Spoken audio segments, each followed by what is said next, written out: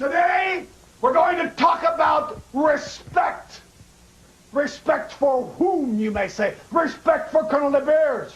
Respect for South Africa. It seems to me that more attention was given to that terrorist, Nelson Mandela, than was ever given F.W. de Klerk. Weighted at 273 pounds, he has. Let's talk about Colonel De Beers, the apartheid mercenary wrestler who was active from the mid-1980s to the late 1990s. His name was obviously inspired by De Beers Mining Company. The South African justice is swift and is sure, and it's not like the American. Sir, I'm a South African. You know, we have one of the finest standards of living in the world.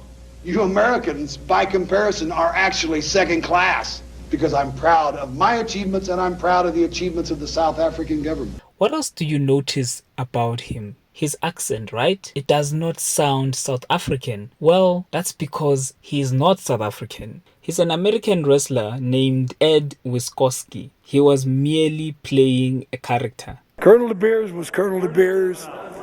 He was able to separate fact from fiction. He knew that he was never going to be a Hall of Fame member because it's a work. At the heights of apartheid and the foreign heel in wrestling, Ed was tasked with playing this controversial and racist character. Ladies and gentlemen, he's not happy with the referee in this match. What is the what?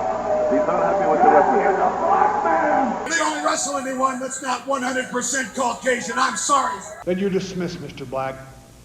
Now that we've made it all perfectly clear to everyone, Colonel De Beers offers employment to those lesser. This worked as it built a lot of heat against his character. The South African controversy was front page on every newspaper in the country. That helped, push the angle. But it was a great feud because Jimmy Snuka was a great worker. And it led to his classic feud against Jimmy Snuka. Talking with the referee, Snuka puts the glove on, gives chase again. In an interview with a fan, Ed had this to say. Before you can have evil, you've got to have good.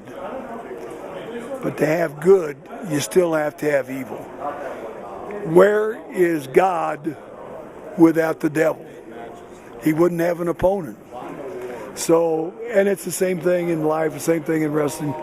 You got to have an uphill battle to fight. I am the Commandant, Commanding Officer of the Truth Commission.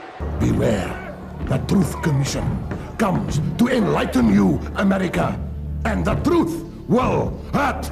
Yes, there was a South African military group in the WWE in 1997.